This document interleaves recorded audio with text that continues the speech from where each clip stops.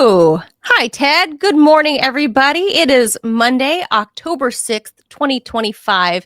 I am Manila Chan. That over there is Ted Rall. You are tuned in to the Ted Manila Information Show, the TMI show for short, where we bring you way too much information and we have a lot of laughs. And it's probably the weirdest, most random mid-morning show out there in streaming world.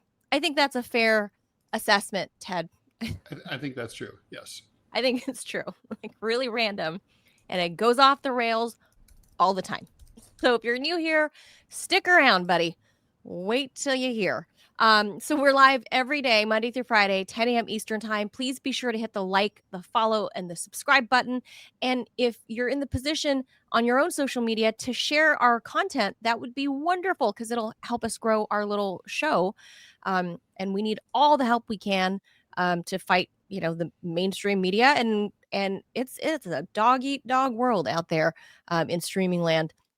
So on today's show, we're going to be talking about a bunch of random topics. Like, I think people are familiar, obviously, with Mount Everest and that there's a growing demand to climb that thing. Well, now some 1,000 or so people, they're not sure exactly, are stranded because a big old snowstorm blew in overnight, and there's emergency rescue efforts underway. We'll tell you about that. We'll talk about Ted's motherland over in France, more political turmoil there. The government, I don't know, Ted, maybe might collapse again for like, like the fourth time for sure in 10 months. Like we're not even done with a full calendar year. And they've just gone through their fourth prime minister. Their fourth in 10 months. Well, they say the 17th time is a charm, so it should be fun. It's a French saying, right? le numéro 17, c'est toujours le meilleur. That's how they say it. It just rolls off the tongue. That's the one. You got to get to number 17. Yeah. And then talking about big numbers, $150 million, Ted. That is how much one 40-something-year-old Barry Weiss is expected to receive in the sale of her startup online media company, The Free Press. Barry Weiss now stepping in to become editor-in-chief at CBS and reporting, skipping all the heads, Ted. She just is going to report straight to the new owner, to the Ellison family. Whatever could go wrong. This is pay for play, and you get rewarded. And in the span of 5 years, when she started at the New York Times to quitting the New York Times, and with much fanfare, 5 years later, Ted, she's $150 million richer. So that's not a bad thing to be. Not a bad deal. But we all know that she's going to be a catastrophe for CBS, but I'm looking forward to talking about that. Yeah, me too. That is my old employer. So no axe to grind there at all, Ted. No, no axe. And last but not least, Rite Aid, if you are in America or if you've been to America in the past, I'd say 20 years ago, I think was its height, Ted. Rite Aid, the drugstore, was at every corner. I know Duane Reade is a thing in New York City, but Rite Aid was kind of ubiquitous everywhere else. Oh yeah. That's it. Shuttered its last remaining stores. It's gone, daddy, gone. And it's been around, Ted, since the year before you were born. Like it's been your whole life. Those were long times. I still remember Gray's drugs. You go to the soda fountain. Sorry? You go to the soda fountain at the drugstore. Me and Joe Biden, we'd go there for an egg cream. And watch the Australopithecines. But I think this is a sign of worse things to come within, Ted, not only could America not forget getting to the finish line of like universal health care, but this is part of that problem is with the drugstore consolidations, I mean, people don't think much of this. They're like, oh, it's business news. But with all the drugstore consolidations, and I bet producer Robbie has a thing or two to say about this because he works in the medical industry.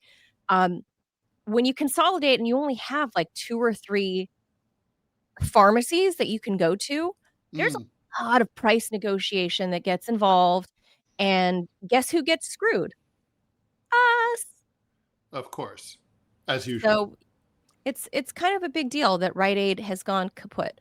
So we'll bring you the details on that. So with that, let's hop to it.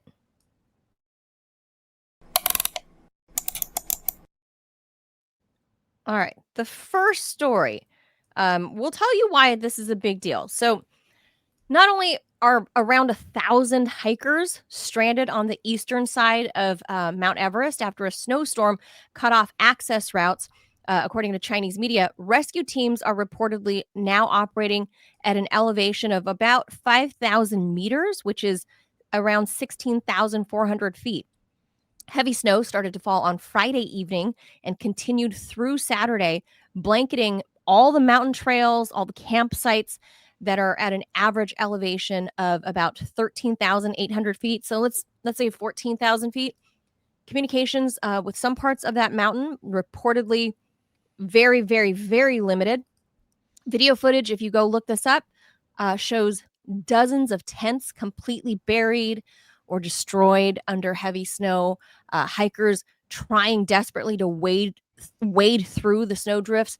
One group of mountaineers moved cautiously past snow-covered vehicles. I mean, this is obviously at the lower elevation, while others had to put up temporary shelters. Hundreds of local villagers and rescue teams had reportedly been deployed to help remove snow that's blocking access to that area.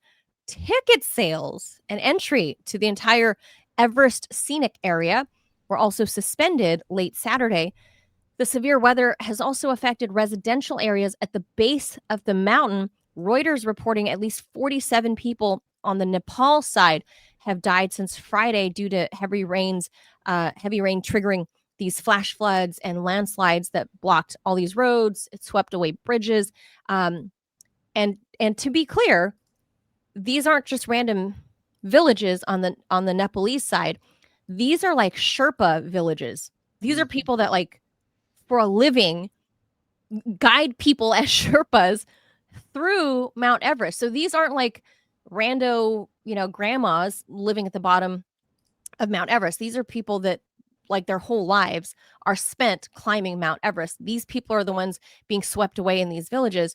35 fatalities so far reported in separate landslides in the eastern Ilem district near the Indian border.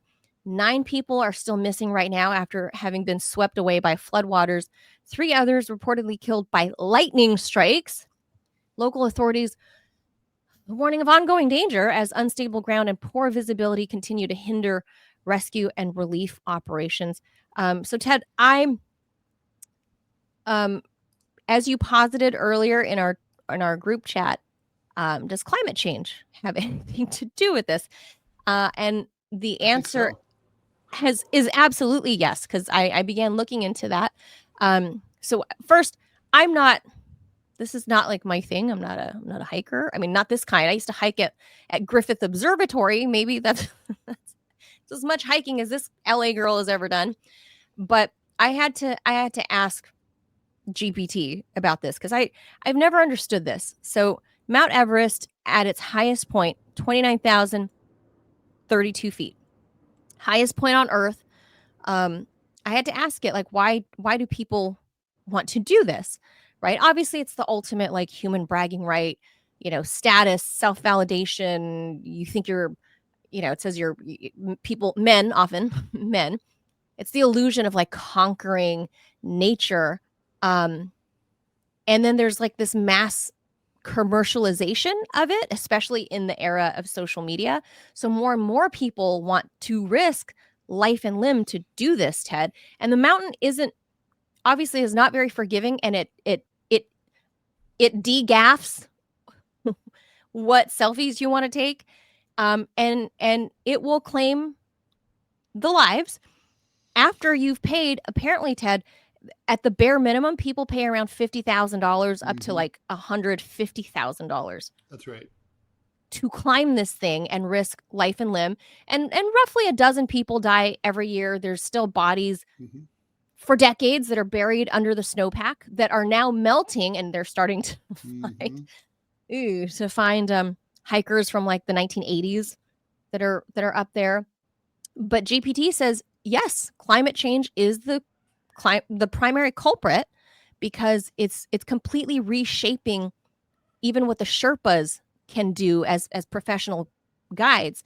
The melting glaciers. You're getting unstable ice. Yeah, you're getting more landslides, you're getting more crevasses, you're getting more weather, right? I mean, generally there's more more energy pumped into the atmosphere all over the world, and that just means you get more storms, you get more rain, you get more snow, and the temperatures are warmer, so things are melting more, and it's called the death zone.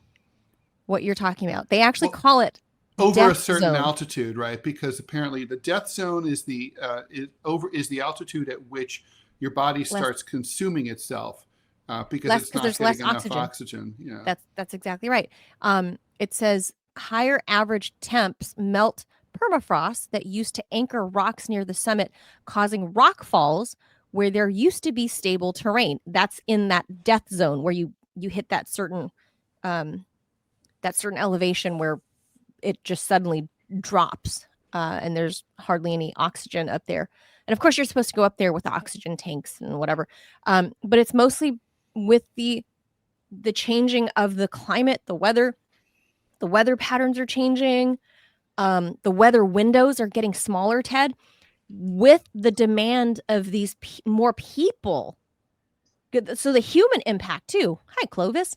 So the human impact also, Ted, that people aren't counting is like, as the climbing window shortens, it's condensed, and then you get, now they're saying it's like 4 times more people every small window that they have that are trying to climb, and the mountain cannot bear it. And they have these traffic jams, right? Where basically they're walking up, and if someone gets stuck ahead of them, is having trouble health-wise, or just doesn't have the skill set to keep moving, everybody has to wait there. Yes. This is like, anyone could plainly see, disaster in the making. I mean, it's really irresponsible that the way that they've turned this mountain into a massive industry. It reminds me of the marathon, right? So I know thousands and thousands of people, run the marathon every year, right? Yeah. But the marathon is literally named after a dude who died. The first person who ever did it, right, was a messenger, came to get in ancient Greece, delivered the message about the results of a battle, and croaked at 26.2 miles. And people Americans are literally like, that's a great idea. I should run that race. Now, see, my lesson is like, that's why it's 26.2? Yeah, that's exactly it. My lesson, because that was the distance that he ran before he dropped, gave the message, and died. I'm like, now to me, I hear that, and I'm like, to me, the takeaway is don't run 26.2 miles.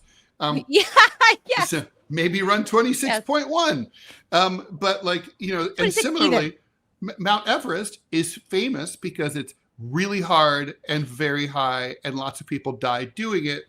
To me, the message is, it's really hard. You might die. There's a strong chance, so don't do it. But that just makes everyone want to do it. Right. There's a movie called The Death Zone. I don't know which Discovery Channel or whatever it's on, about climbing Everest. It's great. And basically, at one point, one of the people on the radio is like, why do we do this? What's wrong with us? Do we spend all this money to come to this horrible, hard, remote place to die? I mean, I know it's not the most, K2 is more dangerous, right? But your odds of making it to the top and back alive are lower on K2 than on Everest. Yikes. But still, Everest is very dangerous. And like you said, The bodies are there to remind you. I mean, this is just one of those things that most people just shouldn't do. And really, nobody should do. It's kind of like the mountain doesn't want you there. The mountain is like, fuck off. I mean, Mount Everest, the peak is basically at cruising altitude for a passenger airplane. I mean, so it's basically 30,000 feet. Like that's So I mean, it's crazy. It's absolutely insane. But all of that said, I don't want to blame the victims here. And look, I hope people all get out. But 1,000 people is a lot. It's a lot of people, and that's a lot of misery, right? I mean, just in terms of the physical pain. Some people are doing it with oxygen, some people are not. But people come back minus pieces of their nose, minus pieces of their ears, minus toes, fingers. Yes, frostbite. That's a big thing. It's not. I mean, it's like just you can barely. I mean, people put one step ahead. They can walk one step in 2 minutes, then another step. I mean, it's a miserable fucking experience physically.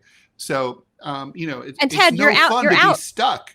Like you're out roughly $75,000 to lose a few fingers and toes and perhaps never get to the summit. Right. Yeah. Bragging rights. Often you can't get to the summit, right? Like you have to turn back, and it's like, I mean, here's the thing. I understand wanting to do something that nobody or very few people have ever done before. I've done a few things like that in my life. Yeah, but honestly, lots and lots of people have been to Mount Everest. I mean, it's kind of like, what bragging rights? Oh, I'm one of the 200,000 people who's been to the top of Mount Everest. Woo! What's next, Cleveland? I mean, it's like it's not like it's a lot of risk. And what's the reward? Like if you told people at a bar, if you told people at a bar, like, oh, last year, me and my big dick. Well, it was a smaller dick now that part of it fell off due to the frostbite. Why? This time last year, I was 3/4 of the way up of Everest before I had to turn back. People are like, okay, another round, please. No one cares. I mean, it's not important. I don't think it's not impressive. I'm sorry. Especially if you're trying to impress a chick. I don't think from Gen X chicks younger don't get wet for that. They don't care. Yeah. That's like a guy trying to impress other men. It's like when women dress up and wear makeup, right? We don't do it to impress you guys. No, it's for each other. It's for each other. It's like when you guys wear shoes, like fancy, expensive shoes. Right, because we want the other women to go, ooh, I love your shoes. We don't wear it because if a guy says, our shoes are pretty. Those are great shoes, he's gay. You're like, oh, let's be besties. That's that's how that happens. If a man says that. He's not interested in you that way. No. So for Mount Everest climbers, I think the same applies. I don't know if there are any men that climb this thinking they're going to be able to post this on their, Match.com profile or something, and that some woman somewhere is going to be like, oh, I just can't wait to fling my panties at him. That's funny, right? We don't care. We think you're stupid. It's like on dating sites, right? It's so funny how both sexes talk past each other. Like men put up pictures of themselves bare-chested and holding a fish. Right. And no woman's ever been like petting a tiger. No girl's ever been like, man, I want the hand that's holding that fish to hold me. And similarly, all the women are on the beach, doing, down dog on like a beach. And it's like, no guy's ever been like, ooh la la, I bet she's so fucking zen with her yoga. She's awesome. No, not at all. This is for themselves. That's exactly right. This is for that. And I'm going to say it's mostly dudes because I think the ratio is probably something really dramatic, like probably 8 men to 1 woman that climbs Everest. I'm betting. I bet it's not even. I bet it's like a higher ratio than that. You think so? I don't know. I don't know. Because women aren't that stupid. That's correct. That's my point. Is like, if you're trying to do this, if you're some young successful guy, let's say you're a 35-year-old guy, and you have $75,000 to do this, and you've been training for like a year or two, doing your rock climbing wall or whatever at REI, and you're like this is your thing, and now you're ready to go, and now you're stuck up there at Everest. Rest assured, no woman thinks that's hot, because she's like, first of all, you jackass, you just spent $75,000 that you could have bought like put a down payment on a house. You could have. Women want the And the thing stability. is, we don't want that exciting honestly, guy it's like not that. like it's not like it's a part of the world where like nobody's been. Okay, so hey, listen, cross the Wakhan corridor. No one ever has, as far as we know. The Wakhan corridor is, about 25 miles. It's that thin little stretch of Afghanistan that looks like a penis in the northeast, and it separates Pakistan from, from basically what used to be the Russian Empire, and like it's got China. It barely touches China on one end. Those are some wicked mountains. Like nobody, like Alexander the Great's army wasn't able to get through there. As far as we know, no human being has ever crossed there. I've been over it in a helicopter, and I could see why. Even let's be honest. Yeah. Everest is cliche. Everest is cliche. I agree with that. It's so cliche. Do what James Cameron did and go in one of those submersibles and go down the Mariana Trench. Sure. Very, very few people have ever done that. That's true. Although it's very dangerous for sure. Now, the only really super, super dangerous, I mean, I've done dangerous things, but I mean, physically taxing thing like that I've ever done. Nobody's trying to hook up with James Cameron still. Well, he's a rich dude, even though he made Avatar. Yeah, but for different reasons. But no one's like, ooh, James Cameron went down the Mariana Trench. I can't wait to try to bed that. He did that for himself. He was just curious. I mean, I did a journalist thing. I went up into the mountains in Tajikistan to see Lake Sarez. Very few people have ever done that in the world, and like it's maybe about 200 people have ever done it. And like and the thing is, it's really fucking hard. But here's the thing: if there'd been a helicopter, I would have taken the helicopter. The thing is, I needed to go and see it for myself for journalistic reasons, and there was there's no other way to get there than to haul your dumb ass up there.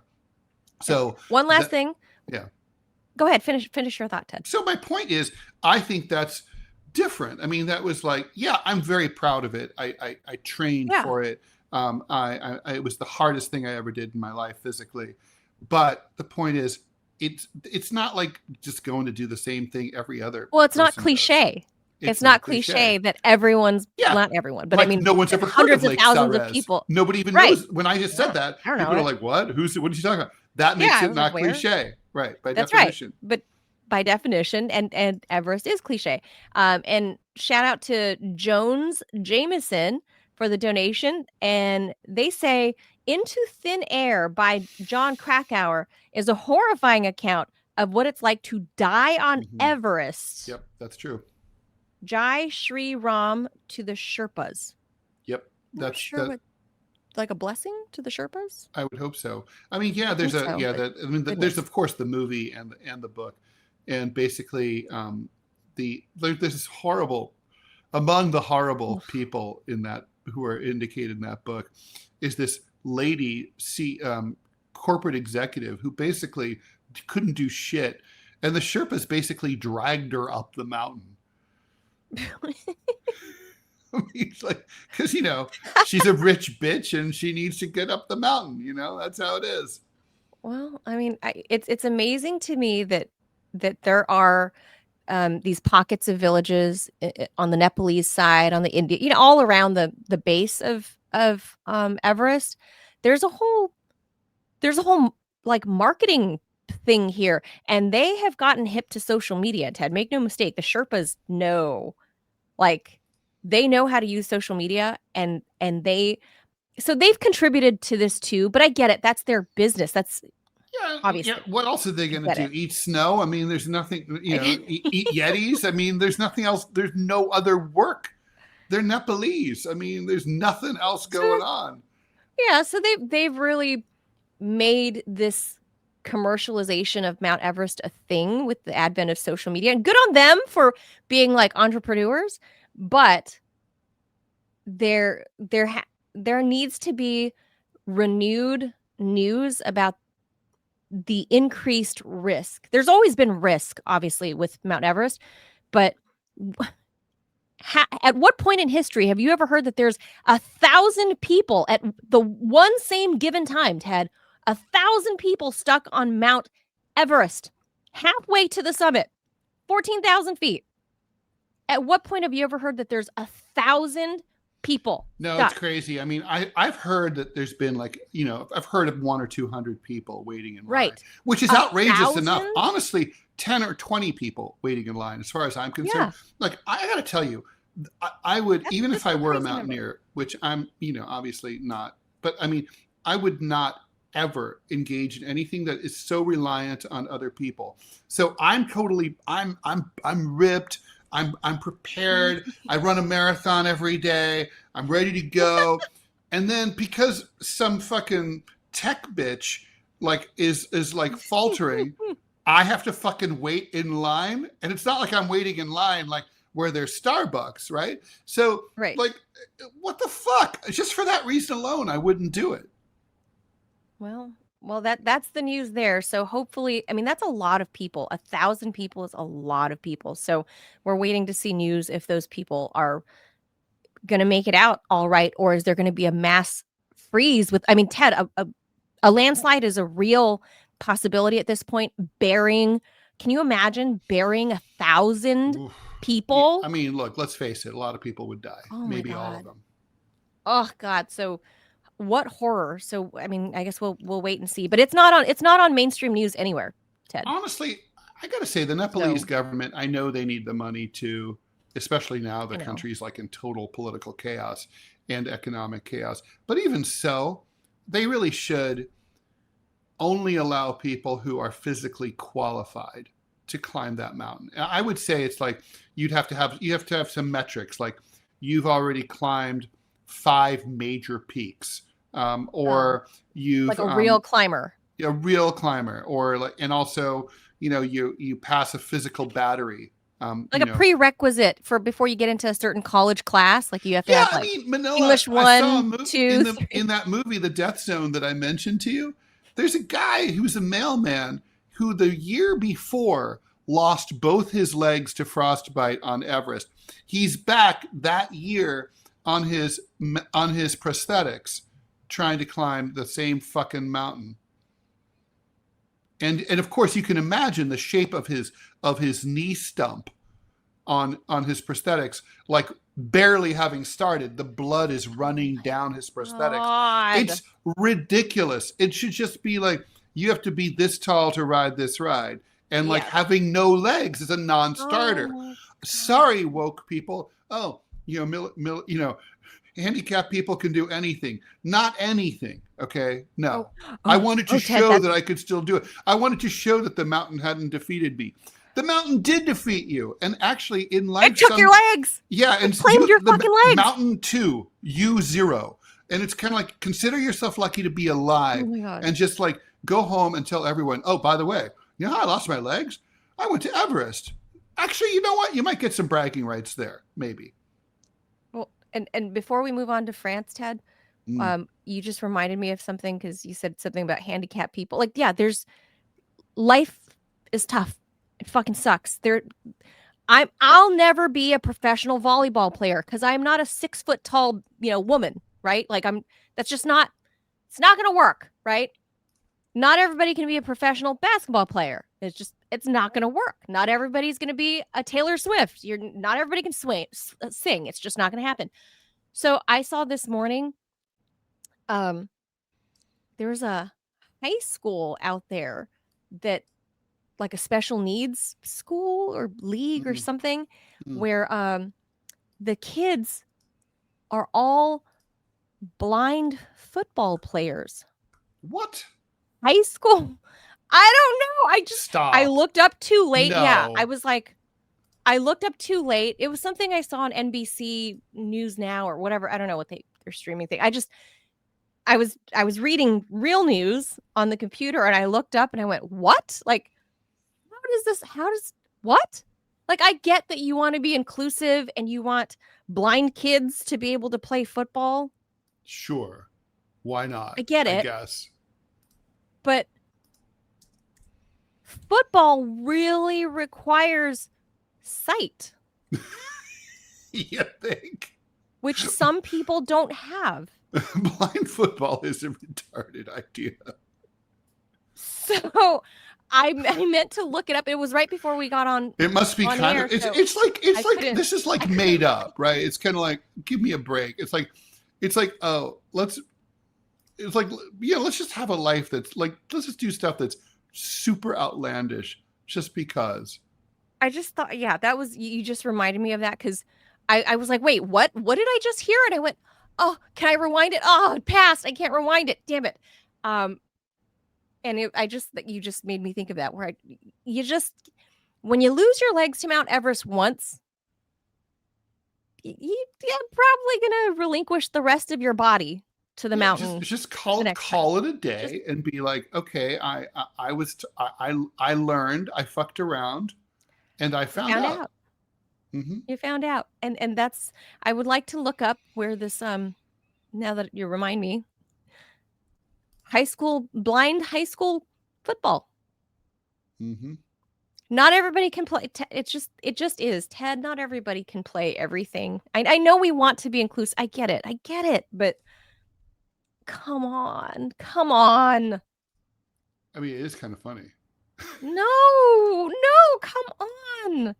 No, you can't have blind kids. How is the quarterback throwing?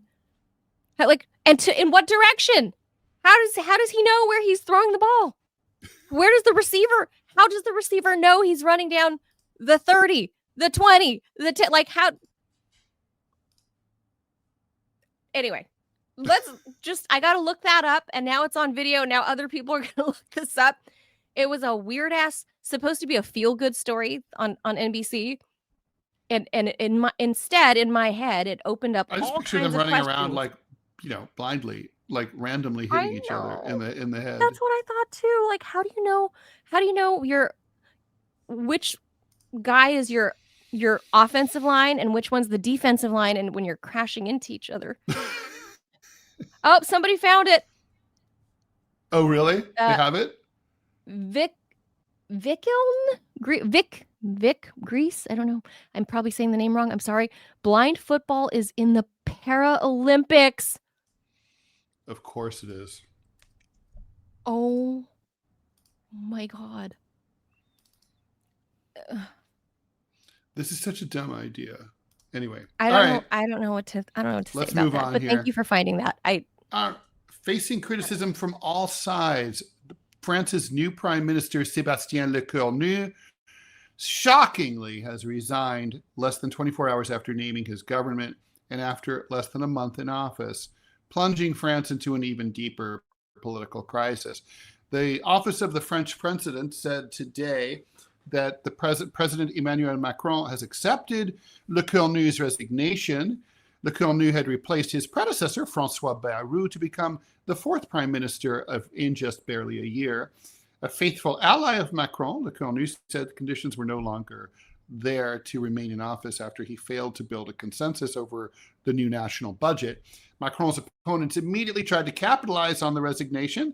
The national rally, Le Rassemblement National, of Marine Le Pen, called on him to either call for new snap elections or to resign.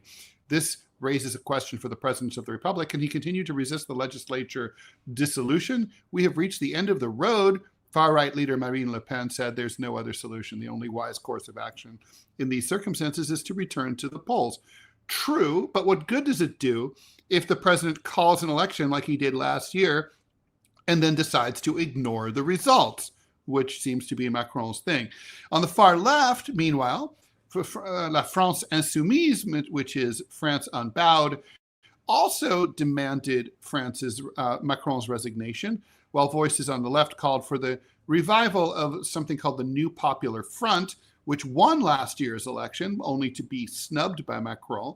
That's a coalition made up of leftists, socialists, Greens, and communists. The resignation rattled investors, sending the CAC 40 index of leading French companies, that's like their Dow Jones Industrial Average, plunging. The index was down nearly 2 points on close on Friday. French politics have been in disarray since Macron called those snap elections. Far right and far left lawmakers now hold over 320 seats in the National Assembly. The centrists and allied conservatives only have 210. What a fucking mess. Manila. Yes, I was replying to people in Rumble, but yeah. So the government there, Chad, the government, it was Vicky in Greece, by the way, that found. Thank you for finding that, Vicky, about the football thing. So over in France, Ted, okay, Emmanuel Macron is a lame duck. I think he's out next year, isn't he? Yeah, he's literally, no, he's out in 2 years. He literally has well, I don't think he'll make it that long, but he literally has. What do you mean you don't think he'll make it that long? Rating as Mayor Adams here in New York. Well, he'll resign. Well, but here's the thing. You think so? Here's the thing, though. He jailed Marine Le Pen. She was like, that looked terrible in the national elections. First of all, no, he didn't. She's not in jail. Was she arrested like right before she the was election? Arrested for basically corruption charges. And I think a lot of people found that like to be bogus and bullshit, though. Well, I mean, let me put it this way: it was like, I don't think good for French democracy, and to basically the punishment was that she's not allowed to run for high office for the next 5 years. It definitely looks like if you're one of her supporters, or even if you're like me and you're not, it definitely looks like the fix is in, Yeah.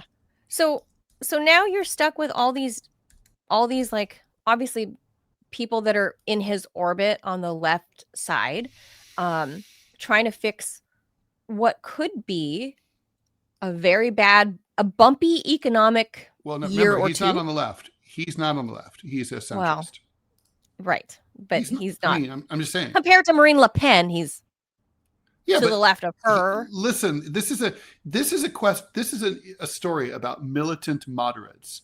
This is about corporate centrists gone wild, and it's like there's some interesting parallels with our situation here in the U.S. in that a lot of Americans, are populists, whether they're from the left or the right, and they can agree on a lot of things, like let's put America first and our needs first. In France, it's very much the same thing. The far left and the far right both don't want to spend money on Ukraine or Israel. They are both against the genocide in Gaza. They both think that the needs of the French people should come above foreign policy interests. And so all of those things are, they're parallel, and there's no center. People in the French are either all on the far left or all on the far right. The far left is, as a coalition, a little bigger than the far right, when they're a coalition. If they can hang together. The right is and was growing the way. Okay, so we're seeing that over in the UK, and I get it, they're not in the EU, fine. But still, I mean, it's Europe to us Americans, right? So the far right in the UK is growing. The German supposed far right, like the AfD or whatever, just the people that are much more right than Chancellor Merz, that's all growing, and they're getting all arrested or deaded. I don't know if people know about what happened with the AfD. Did you hear about that, Ted? I did hear.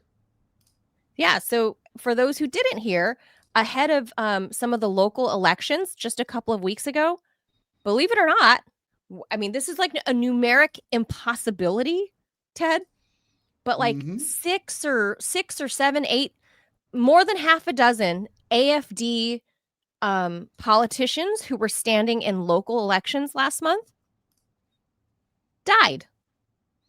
Well, that can happen. People die. I mean, these are people ranging from like age 40 to like 65. So they're not Joe Biden.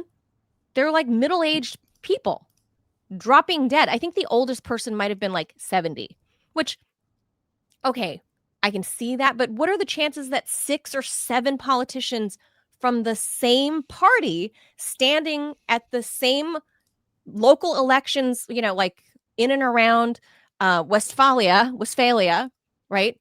That are all in this one party, whenever election day was last month, they all dropped dead. So it just seems like with the rise of the right across Europe, people that are anything to the left of them are desperately trying to cling to power. Emmanuel Macron is having trouble keeping PMs in the seat. It looked bad with the Marine Le Pen thing. Now you're banning her from running. It just looks bad. Like the movement happening, like Gears, what's his name? Gears Wilder. I don't know how to pronounce it. The guy with the crazy Einstein hair. Is he Dutch? Swedish? Yeah, he's Dutch. I forget. Mm-hmm. Or is he so Belgian? he's I don't know. Gears. Same thing, anyway. Is that how you pronounce his name? Gears. I don't even know how to spell it. Gears. Belgium's not a real country anyway. It's a spinoff of Germany. Geert Wilders, Dutch. It was right, Dutch. Oh, he's combed his hair in this picture. So he's far right. Surprisingly, he's like picking up a lot of steam within like the Dutch culture, and it's all the same thing, Ted. They are all the common thread between all of these European right-leaning parties that are gaining steam is because they're basically taking the MAGA slogan and saying we don't want to support Ukraine, we don't want to support Israel, we care about within our borders. There's also a lot of anti-immigrant sentiment as well. Well, that too. But Robbie, you said the magic word. Yeah, they're my people. But no, just I have a cool question for you, Ted, because I've never been to France, never pretend to be. So, if you're on the right in France, does that mean that you are kind of like where I am politically, or are you more in line with what Manila is? Like how far? Right? Am I considered more far like right? Closer to Manila. Yeah. I'm considered far right in France. Oh yeah. Mm-hmm. Yeah. Oh wow. So what would I mean, yeah, of course there's some random skinheads and stuff like that, but those people they're not really part of like a political party, really. You know what I mean? Like that's like here. There's like, neo-Nazis, but they're not really. There's like off the grid, right? So gotcha. So then where would I fit in French politics? Like what would be my home? Oh, that's a good question. Would that even be Marine Le Pen? You'd be hanging. I'm to the right of her. You'd be with the skinheads. Yeah, I can see it. Would he be with her dad? You need some new tattoos. Pardon? Yeah. Would he fit with Marine Le Pen's dad? Not really. I mean, yeah, Jean-Marie Le Pen was a little more liberal than Robbie. Really? Yeah. Oh, yeah. Yeah, I don't think there's a place for you in European politics, Robbie. Maybe I don't know. Maybe that's right. Maybe maybe in Hungary or someplace like that. Yeah. Maybe with Viktor Orban, I think. But not in Western Europe. No. Yeah. So I'm politically homeless here in America and in Western Europe. That's great. Yes, Eastern Europe. Yeah, I could see you. I think that's right. With Viktor Orban. So since I'm here, do you want me to go ahead and read this ad? Please. All right, just 1 second here. Spinning. There we go. Hey, football fanatics, are you ready for some primetime NFL action? It's not blind football. Tune in to Westwood One for all of the gridiron glory you can crave, from jaw-dropping touchdowns to game-changing plays. Don't miss a moment of the excitement. Catch every snap, every tackle, and every victory on Westwood One. I'm sorry, I'm thinking about the blind football. I want to listen to more. My God, you can listen to NFL. Talk about CTE. This is freaking wild. Coming up, by the way, next year we're going to have the blind Indy 500. God. Blind NASCAR. That'd be awesome.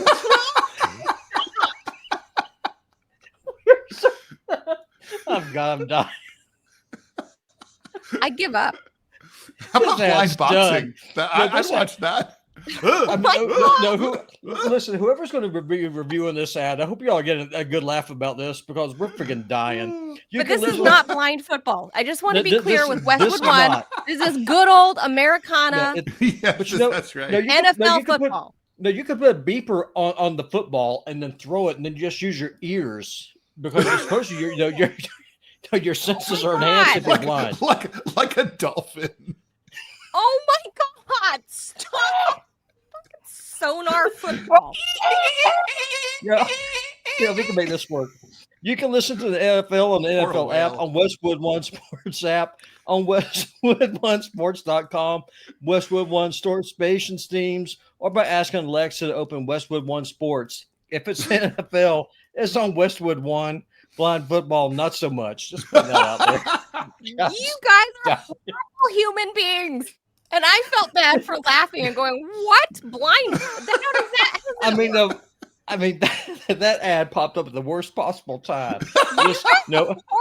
I knew that's why you were laughing. I knew that's why you guys started laughing. You were thinking about blind that's like famously when the O.J. Simpson news broke and there was an ad for Ginsu knives right during the broadcast. It's just freaking awesome. I'm telling you, that's how you would do though. I mean, you have to put a beeper on there, and just have little beepers. And but just how would they know where they're running at what yard line? How do they know who they're tackling? Well, I mean, you use proximity sensors, so you get 2 beeps for if you're going the right way, 1 long beep if you're going the wrong way. That's how you. That's how just like the cars. car, or like the car, like. Oh my God! You guys are horrible people. That's how you going to hell. God, both of you. A lot of you are going to hell. Yeah, and when we get there, we're going to find a lot of dead blind football players. Oh my God, this is so sad. Well, Mr. Lee says that politically I would be home in Israel. I don't think that's accurate. His Robbie's politics are more aligned in Israel. I'm pretty sure that I would be. If I was in that part of the world, I would. I mean this sincerely. I would be fighting with Hamas as a Christian because I despise authoritarianism. I would hunt down every one of the bastards I could. YouTube, I'm not endorsing this, but I am saying though, if I was over there, I would not be in the IDF. I would be fighting them. So you're dead wrong there, sir. Well, yeah, because Robbie is Christian first. That's the thing. He's a Christian first, and that. Well, I'm not a fascist. Between the two religions, also, one of them recognizes Jesus at least as a prophet. The other one doesn't. The other one says he's swimming in a lake of burning poo. Yeah. And they spit on Christians and so there is no love lost between me and Zionists. So yes, no, that wouldn't work for Robbie. I would be on the other Viktor side. Orban. I think Hungary is the right place for you. I really do think that's right. Yeah, because he's a tight nationalist, border control freak. He is incentivizing people to get married and have families. Or how about Putin? Since you're Putin bot gaming. Yeah, that would be second. I think they have a little more freedom there, though. Robbie would not like it's authoritarian, but it's not. It's not like seriously. In Russia, you can live a nice life if you don't spend all your time saying Putin sucks dicks or whatever. Well, here's the thing. It's all fine. I was actually doing some research on this, Ted. Wandon, you're horrible. Wandon is encouraging encouraging you guys. Wandon says this is the content I'm here for. Wandon is encouraging you guys to be mean douchebags. Well, one of the things, and I was doing some research on this because I have my little podcast I do from time to time, and people always talk about how authoritarian and Russia is. So I started looking to see how many people last year did Russia put in jail for social media posts as opposed to Great Britain. Yep. The British put in. The British put and almost 14. Of course, that Russia has a much higher population, right? Much higher population. Also, Russia does not claim to be a democracy. Actually, that's not true. It does claim to be a democracy. No, it is a democracy. Well, they said it actually has elections and all that. Yeah, but they said that. Parties. But they say. Yeah, but they don't go out there and just say, "Hey, look at us. We're." That's true. They're not like saying like we're the democracy that everyone should follow. We're a shining city on a hill. Yeah, that's what I'm saying. Yeah, I'm not saying that they're not. I'm saying they don't go out and parade themselves. They're double the population of the UK. But the point I'm trying to make is that the British put almost 14,000 people in jail for social media posts. Putin's Russia's put just over 3,000 people in jail. So which one's freer? Yeah. It's a fair question. So, yeah, that's so. I mean, if it weren't so damn cold, I think I wouldn't mind like living in Russia. For me, It's the just cold too is a damn cold. bonus. Manila, it's snowing outside right now. I mean, That's why I don't live in Montana. I don't want It's to hear 80 about cold. degrees outside in Northern Virginia. God bless. Like this is we're having, because of climate change, we are having a California fall over here in the DC metro, and it's fantastic. That's BS. If listen, the people stuck on Mount Everest wish they had some climate change going on right now. I know. No, They it is don't. climate change. That's exactly why they're stuck in this snowdrift, is because of the climate change. If it wasn't changing, the ground beneath them would be solid and they wouldn't be getting this flushed snow. They're stuck there because they're up in the mountains and they're stupid. Well, everyone, if you live in the mountains, true, and with too much money to have sense, too much money, more money than sense. If you live in the mountains like what I do, typically the first snows start in late September, early October. This is right on time. Winter starts at higher elevations much earlier. If you're not prepared, if you think that you can stick your finger in Mother Nature's eye, then best of luck when she kills you, because she will. Yes, for sure. Okay. So with that, let's move on. Next topic. I'm sending Robbie back to producer land. All right. So we got France out of the way. Okay. This one's yours. Here's one. Ted. Oh my God. So yeah, we're both going to have things to say here, and I think they're different things, but complementary things. Air quotes. Journalist Barry Weiss expected to be named editor-in-chief of CBS News today, ending weeks of speculation over the outlet's future under the new parent company, Paramount Skydance. Paramount will also reportedly pay $150 million to acquire Weiss's news media startup, The Free Press. Weiss made a high-profile split from the New York Times back in 2020, accusing the outlet of being hostile to her self-described centrist views and being overly influenced by Twitter. What's more daring than being a centrist? Nothing says audacity, the hot audacity of centrism. Weiss launched the Free Press in January of 2021, describing it as a counter to legacy press. Like the centrists during the American Revolution, the British aren't that bad. We could stand to be independent, but I don't know. Like the taxes are okay. They could be lower. She's not a centrist. Well, I'll get into that. So many statues to centrists. As of April, her site, the Free Press, had a reported 1.25 million readers and 155,000 paid subscribers. Critics argue that Weiss, who built a career largely in newspaper-based op-ed roles, lacks experience in broadcast journalism. You think? The hire is the latest move by David Ellison, the son of Oracle co-founder Larry Ellison, currently the world's second richest person after taking control of Paramount Skydance back in August. So Ted, again, for those not familiar with my backstory, I came out of legacy media. I was at CBS before I moved to DC and joined RT America before that shuttered, obviously, in 2022. But I was at CBS and I was on the path, Can Ted. I ask you how you went from CBS to RT? I mean, obviously it was controversial to work for RT. No, not then. Not in 2014. No. Oh, that's true. Right. No, that's true. No. In 2014, it was not controversial at all. That's true. The whole reason I left, and they were well funded. It was just another gig. Yeah, it was another gig. I wanted to be in DC. I wanted to be, in the belly of the beast. At the time, I was still young and single, and I wanted to do cable news. And mostly because I had an axe to grind with the original CBS that was still under Sherry Redstone at that time, right? I mean, I was on the path. Like I was on the path to go to New York City. The suits knew who I was. You know what that's like, Ted. Like when you get recognized by New York, right? By the mothership in New York. Mm-hmm. And it's nice. Gayle King starts, saying your name. Like that's back then, we're talking 15 years ago or so, where I was feeling like, oh, wow, Gayle King knows who I am. Like, that's amazing. Like the suits in New York know who I am. My reporting, like, oh, wow, they're putting this on NewsPath. They're sharing it through the network. Like, amazing. Like, I'm building a name for myself. But then the whole GM ignition switch, who I also used to work for, GM, when back in my early 20s when I was working through my way through college. When the ignition switch controversy that was, killing people as they were driving mid-freeway, the ignition was just shutting off and locking the steering wheel and, killing people. That did happen. That was a problem. That was a thing in like 2012, 2013.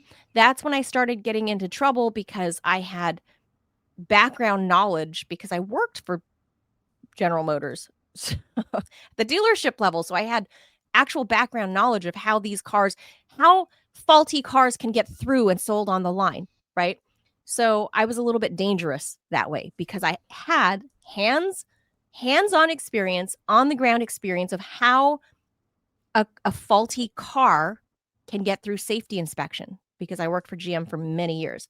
And then now I'm a journalist on a mainstream network. So that was dangerous. I got a cease and desist letter. They told me shut the fuck up or else. Then we got letters from local advertisers in Arizona saying that they were going to, the local car dealerships there were going to pull because of my reporting. So we needed to stop. Okay, so fine. So I wind up at RT where they never once curtailed what I was going to say. They never looked at my scripts apart from grammatical whatever, like a second set of eyes, but no one's ever tweaked my reporting. I had full breadth and control of my own sources, my own reporting, how I wanted to present it. There was nobody was trying to like mediate what original source reporting I found and what I wanted to say on TV. Nobody ever tried to be a buffer between that. And that's the way reporting and journalism is supposed to be. Correct. That was why I left CBS, because I had so many buffers in between my source reporting and what I could say on TV. And I didn't have that at RT, so it was this amazing freeing experience. Well, you have a little bit of a question here. I have a feeling this is going to maybe take you more than 10 seconds to answer. What happened to Vicky RT? in Greece. What happened at RT? Oh, what happened? Oh, I thought it was what happened to RT. Never mind that. Oh, I don't know what happened at RT. I don't know. Well, I mean, RT America shut down because of when the war in Ukraine started. The Biden administration, what I believe, this is what I can tell from, obviously I wasn't on the corporate, the executive side, but what I could tell, having been a more senior anchor there, having been with them for 10 years, from what I could tell was that on the business end of it, this is looking back 3 years, right? And I've gained a lot more knowledge, is that the Biden administration, and it wasn't just Biden. I can go all the way back to the Obama years, but where the rubber meets the road is when the war in Ukraine starts. The Biden administration, basically, as we know from the Twitter files, the Biden administration bared down a lot of their pressure on not only social media outlets, but also on cable carriers like Comcast or DirecTV or whoever, right? Whoever your service provider is, the Biden administration bared a lot of weight on them to drop RT America as a network. So basically, we could be airing our show, beaming it up to space, and nobody is picking it up because they were forced, like the heavy hand of the Biden administration. America also. So they forced everything shut. So when that happened, then we were starting to get throttled. YouTube started. We were the first. RT America was the first TV network, not CNN, not CBS, not Al Jazeera, not BBC.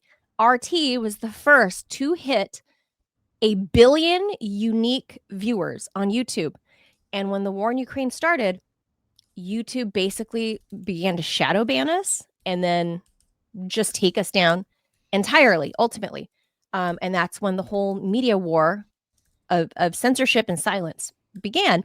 So under the Biden regime, and we have proof, not of this exact thing, but we have proof by way of Matt Taibbi's Twitter files of what the kind of pressure they exerted on Twitter, I would say was applicable to all of these other carriers, right? Like your cable carrier, your dish carrier, satellite carrier, all the way to YouTube, all the way to whatever social media platform.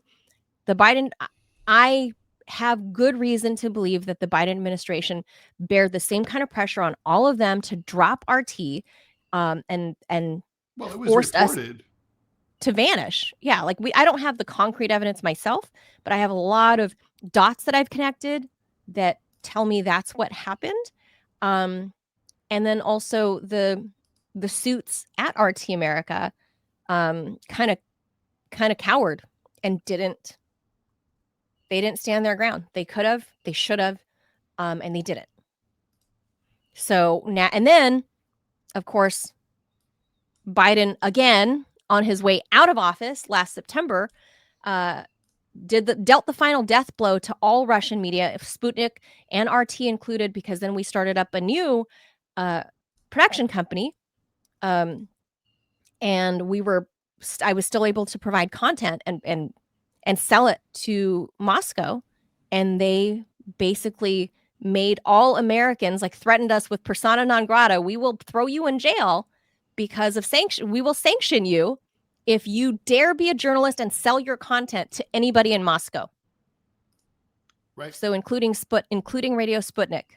So that's what happened in a nutshell over the past, between 2022 and 2024, and why people like me and Ted and John Kiriakou and Garland Nixon, why we're all out of work, because the Biden administration's heavy hand in censorship, and why you guys are stuck with Barry Weiss on CBS. Well, let's talk about Barry Weiss, right? So Ted, she's not a Zionist at all. This is how you get paid, Ted. If you and I would just shut the fuck up and stop being honest and just shill for Israel, we too could sell the TMI show to Skydance for $150 million. Ted, what do you say? Well, so let me just think. So here's the thing. Barry Weiss is one of those like operators who I don't know who she sleeps with or whatever in order to get ahead. She sleeps with a lady. Men do it too, but but basically there's she's one of these people operating in the world of New York media who sort of just turns up like a bad penny.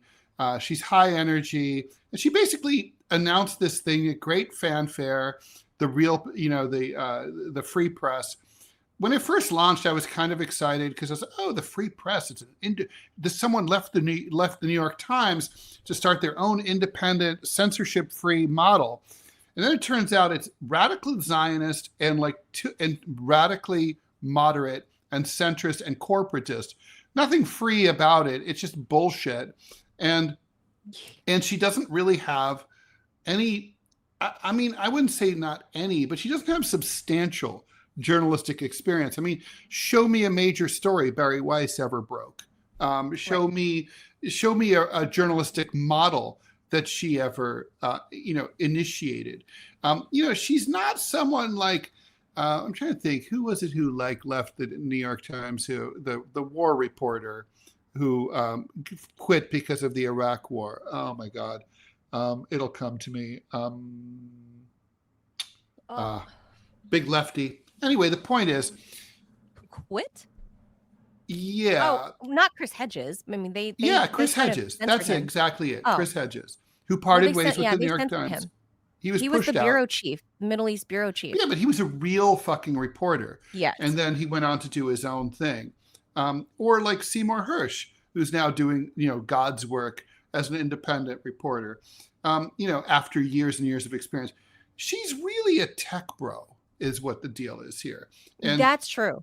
And this was a startup operation. And basically it's a flip, right? I mean, think about it. She launched this thing 5 years ago 5 years is like a blink of an eye in the world of Oh, journalism. yeah. And then she flips it, sells it to, the parent company of CBS. And the whole deal was like, as part of the Wheeler deal, like, oh, and I want a job inside your organization. So we know what she gets out of it. The question is, what does CBS get out of it? CBS is basically known as the network for people who are over 95 years old. So and so it's really old, right? So they think they can buy themselves some hipster cred this way. Newsflash, that's true. It's not going to work.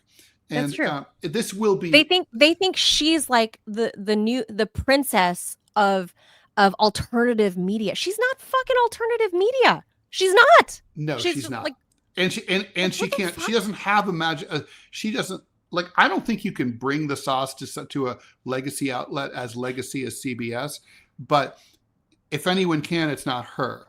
And she reminds well, it's me also of not. It's not the Ellisons owning it either. It's a grift. It reminds me of like this guy when I used to work at United Feature Syndicate, and it was in its closing years before it went under. While the company was dying and flailing, because basically its model, which was based on print media, was no longer viable in 2008, 2009. They hired this guy from the, what was that? Was it called The Cut? What was it? That website that was a wedding website. The Knot? The Knot. Hired a dude from the knot.com. And basically, and he same sort of deal. He reported directly to the president of the company. He got paid $5 million for 1 year of work. And his only job was to relaunch comics.com, which was the website for the syndicate.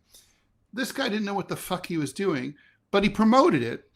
And it was so funny. There were only 2 design people who worked at the company. I was one of them. We were never consulted.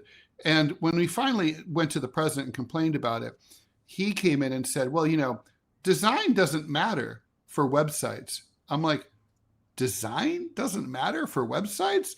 And so he, it was a grift. The site was launched. It was a disaster. It was announced ahead of time. It literally was a 404 error the day of the launch. Literally. Never going to find it again. And look, and that day, I see him leaving at 5:00. Well, I'm still working. I'm going to work late till like 8 or 9. I'm like, hey, where are you going? He goes, I'm going home. I'm like, what?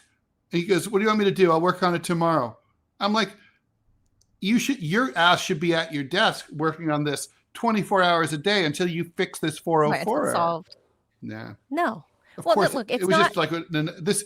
CBS is this to me indicates CBS is in more trouble than I thought, or at least the news division is. Well, Ted, okay. A lot of things here.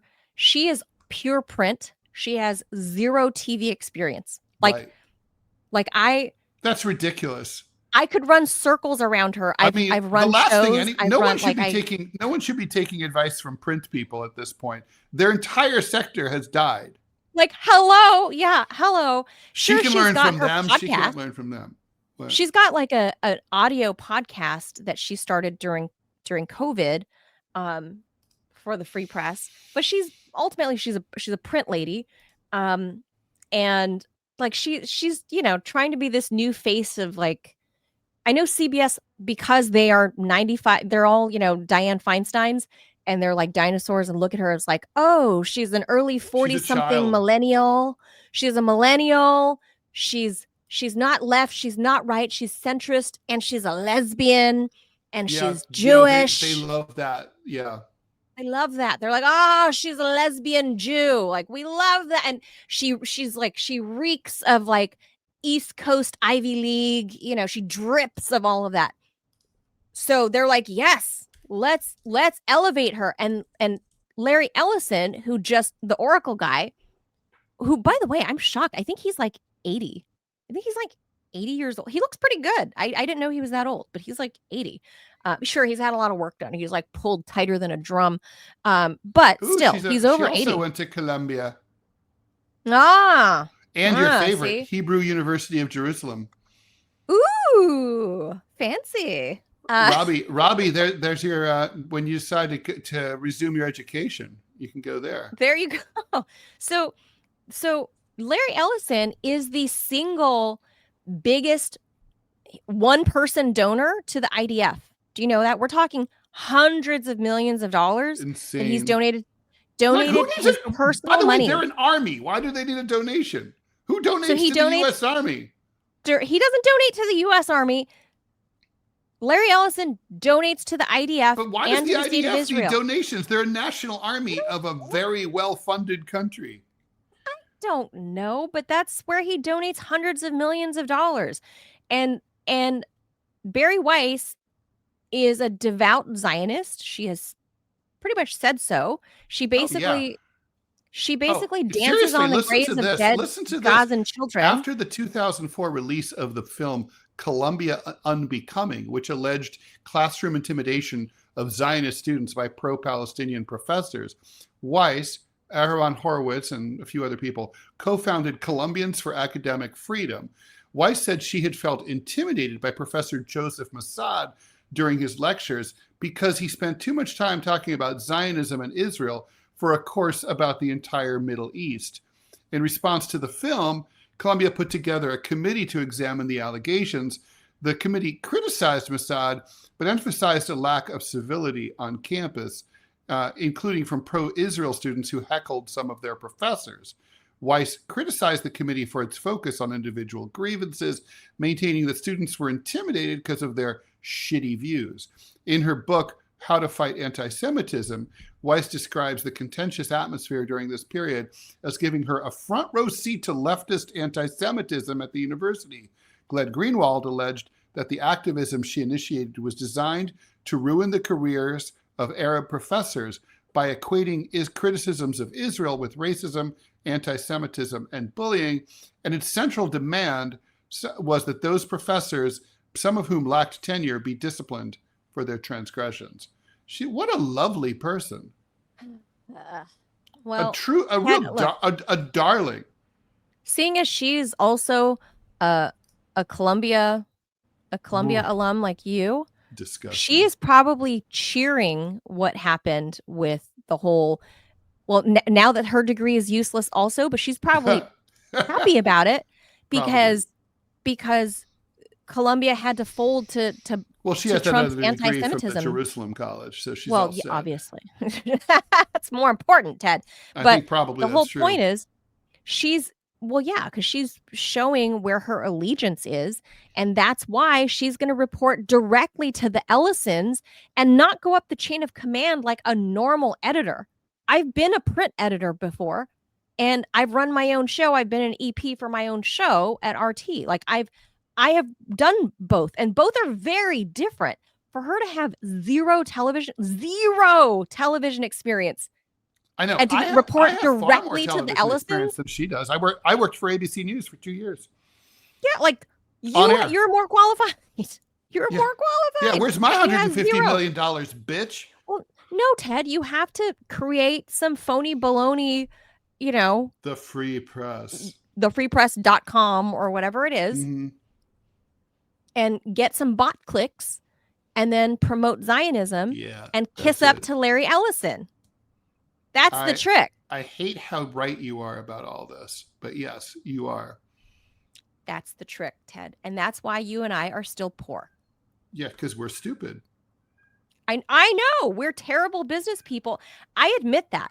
I always knew I was never, especially after the CBS thing and me going to RT, I knew at that moment that was when I parted ways with mainstream media. And I knew I was kissing away my chances of having that $1 million contract. And I knew that. But I want to be able to live with myself. I want to be able to sleep at night and be proud of the work that I've published on air. So naive. I know. I'm so fucking stupid. My kid, God, I could have a trust fund. My son, today's his birthday. He could be a trust fund baby right now if I stayed at CBS this whole time and just been like, I love Benjamin Netanyahu. He'd have a trust fund baby right now. He'd be a trust fund baby, but stupid me with my stupid ethics. So stupid. Gay. Ethics are gay. I know. That's why Ted and I are poor forever. True. Last story, Ted. Speaking of poor, well, I don't know. Are they poor now? The Rite Aid people now? I would say, yeah. Rite Aid Are has they? shuttered all of its remaining stores. The announcement ends a 63-year run for what was once the third largest pharmacy chain in the United States. The history of the company goes back to 1962, the year before I was born, when distributor Alexander Grass opened a drugstore in Scranton, Pennsylvania, hometown of Joe Biden. Within several years, at that time, Joe Biden was already 80 years old. Within several years, there were dozens of locations, and Grass renamed the chain from Thrift D Discount Center to Rite Aid, RITE. At its height, Rite Aid operated over 5,000 stores and was known for its popular Thrifty ice cream brand. Yes. I do not remember that. But you don't know that one? But it was accused of complicity in the opioid epidemic and accumulated over $4 billion in debt. The company filed Chapter 11 twice in 2 years, the first time in October 2023 and again in May of this year. Most of the locations were purchased by competitors, CVS Pharmacy, Walgreens, Albertsons, and Kroger. Customers can use the website to find a different pharmacy and transfer their prescription history. Ted, you don't know Thrifty? Thrifty ice cream? Well, I'm not a big ice cream person in general, but I don't remember that at all. That's like the saddest part to me is when I used to go to Thrifty Drugs, they had an ice cream parlor inside. You go get a scoop. My favorite, it was the only place you could find this flavor, chocolate malted crunch. It's amazing. Really? It wasn't like a dark chocolate. It was like a vanilla-ish chocolate, and it had little tiny flakes of chocolate chip, and then it had these tiny like malted, those Whoppers. Imagine the Whoppers, but without the chocolate coating on it, the chocolate ball. Just the malted part, tiny little malted balls, all stirred into the ice cream. Just a nice scoop of that. Oh, they used to be like 27 cents or something when I was a kid, way back when I was a kid. In the 1980s, Ted, in the late 1900s, when I was a child, in the late 1900s, I remember getting an ice cream cone. I can get a double scoop for $2. So I'd get that. And so it was Thrifty, right? And then I remember Thrifty expanded and then changed the store name to Rite Aid, and Rite Aid was everywhere. It was Thrift D. Yeah, and then at least in LA, it was called Thrifty, like spelled thrifty, like the car rental place. Yeah, but the signage was like this brown oval and in kind of cursive. So I still remember. And then they changed it to Rite Aid, I guess, when the owners from Scranton did the marketing and moved the name this way. But they kept the ice cream as Thrifty ice cream. But what boggles my mind, Ted, is like how during this opioid epidemic or so they get $4 billion in debt. And I think they were part of a major lawsuit, right? Like the Sackler type stuff. Right. But then why is it the Sacklers who produced all of this stuff? Like if the pharmacy is only doling out what the doctors prescribe, like how were they responsible? Like why was Rite Aid? I don't know how they got ensnared in all that. Like, isn't that what all a pharmacy does? Is like you're just doling out prescriptions. Like yes, yeah, it's not really their. I guess they must have some fiduciary responsibility. Or I should say, an ethical responsibility if they notice that people who shouldn't be getting a prescription for a certain controlled substance are getting it. I suspect that's probably the rationale. Maybe, but it just seems unfair, and not because I feel bad for some big corporate giant. It's just I'm wistful for that childhood memory of that brown oval saying Thrifty, and then you could go in and get an ice cream for 25 cents. But the nostalgia of that, but I think the real threat, and I think Robbie can weigh in on this because he probably sees a lot of this stuff. I think the real threat here with Rite Aid shuttering entirely this week is that we are now down to like 2 or 3 major pharmacies in this country, and that can really change how they negotiate prescription drug prices. Is that how that works, Robbie? Not really, because that's all dictated by the insurance companies. So there is no free market when it comes to the cost of medicine in the United States. That's all. So the way that it works is, say, if you get prescribed a prescription, it goes in. Let's say albuterol, like Ted has albuterol. Just whatever. So then what they do is that they negotiate with the drug prices, the drug companies. The drug company will say, okay, this is what we're going to cover. And then at that point, either what the pharmacy will do is that they will either charge you a percentage of whatever that balance is, or just write it off. That's how that works. So there is no. So that's how it works in the world of insurance. Now, to Ted's point, if someone is prescribing a narcotic, then what a pharmacy is supposed to do is send a verification letter to the doctor. Say, hey, this is a narcotic. This is a controlled substance. And then they're supposed to report those prescriptions to the state, wherever state it is that it's in, like California, Alabama, Montana, wherever. And then the state keeps track of it, of these controlled substances. So it goes to what's called a controlled substance form. So that's how all this works. And Rite Aid was not doing that. So that's why they got caught with their pants down. So they were like willy-nilly? Well, they weren't reporting it to the state. So they were acting as a drug mill. It's analogous to how, like, your bartender, oh, wow. You can order as many drinks as you want, but at a certain point, if your bartender knows you're likely to drive off drunk, that they're supposed to cut you off. And if they don't, and you go out and kill someone, they can be liable. Yeah. And that's what happened with Rite Aid. And a lot of that is because of the states that they were in, because most people don't realize this. Insurance companies negotiate what they cover based on the county that you're in, not even in the state, but actually at the county level. And so Rite Aid, a lot of their stores were in poorer counties. And so they were, they were hence not making why they were profit. where I was.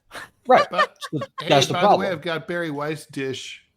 Oh, she was hired by James Bennett. Remember him? So James Bennett is he's the guy who wrote the Sarah Palin editorial that the Times is currently being sued over. Remember about where the New York Times blamed Sarah Palin for the shooting of Congressman Gifford in Arizona. Oh. And so James Bennett did that. James Bennett also banned all political cartooning from the New York Times over alleged totally fictional anti-Semitism, and fired 2 cartoonists who did not draw the cartoon. Oh. So yeah, James Bennett. So basically, she is a James Bennett protege. Oh. Yeah, I'm pretty sure that if I ever went to Colombia and tried to continue my education, that ICE would round me up as being an anti-Semite proposing the genocide in Gaza, and I would get deported to Guatemala or something, which would be ironic. No, they're not going to teach that at Columbia anymore, silly. Besides, you should just go to Harvard plumbing school. More than anything. Why not just go to Joe's down the street and get a paid internship? Because it'll say Harvard on your plumbing diploma. They're starting their trade school, remember, as a deal with Trump. Yeah. You probably also have to pledge allegiance to Israel. Of course. That's all part of the deal. So you know that? Of course. Oh yeah. Part of the deal now. Sure. No, for sure. And it's just, I don't know, it's just insane. It's just insane. Just how much control this little country with half the GDP of Delaware has over our country. And I'll go after I say this, but I think anyone who serves in a foreign military should automatically lose their American citizenship and not be allowed to come back. Well, you can't, I don't get the dual, I understand dual citizenship, but I don't get if you're going to serve, let's say you're an Israeli American dual citizen.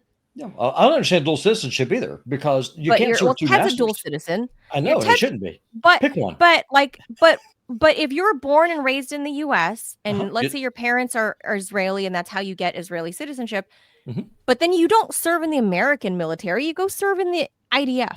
Stay there. Then you're not allowed to come back. That's what I don't get. Well, the thing is, why would you do that? You're born and raised in the U.S. Look, it's not really an issue because the U.S. and Israel are allies, unfortunately. Look, it's like if when No, but I I mean, like, became if a you go French serve, citizen, but if if France serve still in had the Ukraine, draft, I could have been conscripted. But fortunately, I didn't have to go. But I could have had to serve in the French military. well, if you go and you serve in the Ukrainian military, you're allowed to come back. You stay there. If you put on the uniform of another country, you stay there. Look, I understand the argument both against serving in another country's military, as well as dual citizenship. I totally understand the argument. But you can't serve two masters. You got to pick one. You pick one or hate the other. I mean, I don't think the U.S. is my master. But you have American citizenship, so you clearly see something about it. Yeah, no, obviously, in many ways, you're they are here. the master, of course. Well, should there be an allegiance, like, because you're the citizen of whatever country, like, you have to be bound by allegiance, I think is what Robbie is saying. Of course, yeah, because you're a citizen of that country. This is like I understand the argument against it. I'm going to take advantage of the system as it is, but the system probably is stupid. But it's corrupt. Because here's the whole problem. I'll go away because the show's going over like it always does. The problem with dual citizenship is that it gives people a safety valve. It gives them a way to escape. For example, during the so-called 12-day war that Israel had with Iran, yet all these proud Israeli Zionists. And what they were doing is that they were jumping ship, running back to the countries that oppressed them, because Iranians were shooting rockets at them because Israel started a war. Sorry, you make your bed, you stay there. You don't get to run off. You fix the place where you live. You fix the nation for which you are a citizen. You live there, and if the ship goes down, then you go down with it. That's the incentive that you have about fixing it. That's the whole problem with open borders and migration. You have the ability to fix the place from which you come from. Running someplace else doesn't solve that problem. All it does is take that problem with you. Like Californians going to Montana. All right. Oh, I hope to God that the Farmer's Almanac is right. They're saying it's going to be the coldest, the snowiest winter in a generation. Here in New York too. It's supposed to be a very snowtastic this winter. Really? I haven't checked ours. Well, There's snow. We're at 80 degrees right now. So 78 here. Those mountains that you saw outside my window when you were here, covered with snow right now. Awesome. And it's a beautiful thing. Robbie, and do we have one more ad before we go? Because we may not get paid for the Westwood one read, because you guys defiled it with your laughing at blind football. Oh, that was so awesome. No, listen, you guys that are so ad mean. that ad was 100%. That ad was 100% losing the way that we did. I agree that blind football just is incredibly retarded. Yeah, it's just not smart. Yeah, but I can't I don't have it's almost it's up there like when they tried the blind Tour de France. Also, wasn't a huge success. No, they didn't. No, I'm kidding. Of course, they wouldn't do that. What? The French aren't that stupid. No, but okay. what we need to do is have blind hunting. Oh yeah, that's good. Oh my God. Could do that. Just give you a rifle and just drop you off in the Bob Marshall Wilderness here in Montana. Go with God. That's what Dick Cheney did with his friend, right? That's how he blasted his friend in the face. That's true. Some buckshots all in the face. Yeah, but and I can't believe he couldn't hit the quail, considering that it was in a penned enclosure. A bunch of buckshots, and his friend didn't sue him. Well, he obviously got in the way of the shotgun. I mean, come on. Do not fucking sue Dick Cheney. He'll fucking eat you. He's the world's most evil man. But no, Rumble is giving us an ad. I'll go ahead and read that now. And this is actually going to tie in because of Ted, your premium interview is going live after this. So this segues right into it. Perfect. Excellent. You probably noticed Rumble is growing fast. It's not slowing down. They're building a real alternative to big tech that puts creators first and actually protects free speech. And now there's Rumble Premium, an easy way to upgrade your experience. With Premium, you get ad-free viewing across the platform, no pre-rolls, no interruptions, just the content you came for. Plus, Premium members unlock exclusive content like bonus videos, behind-the-scene drops, and more from your favorite creators.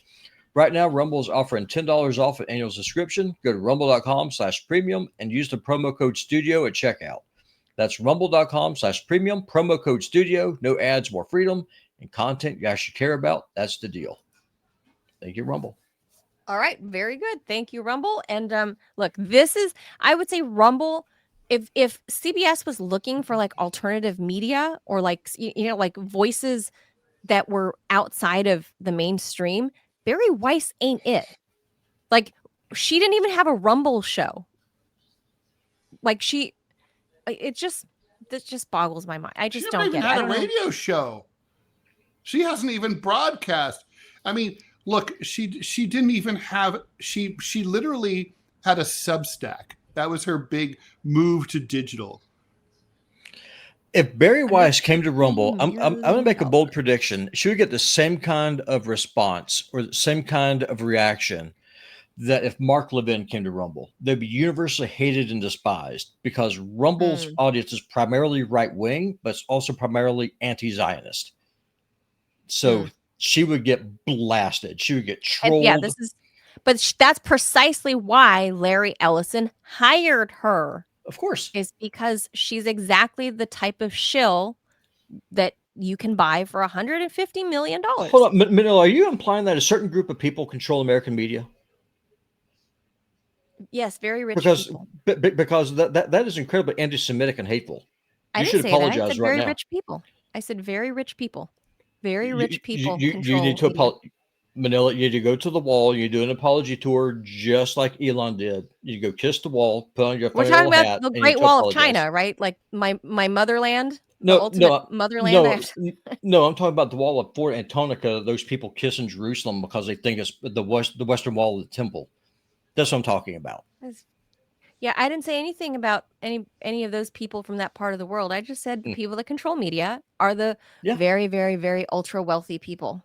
We're off to the races.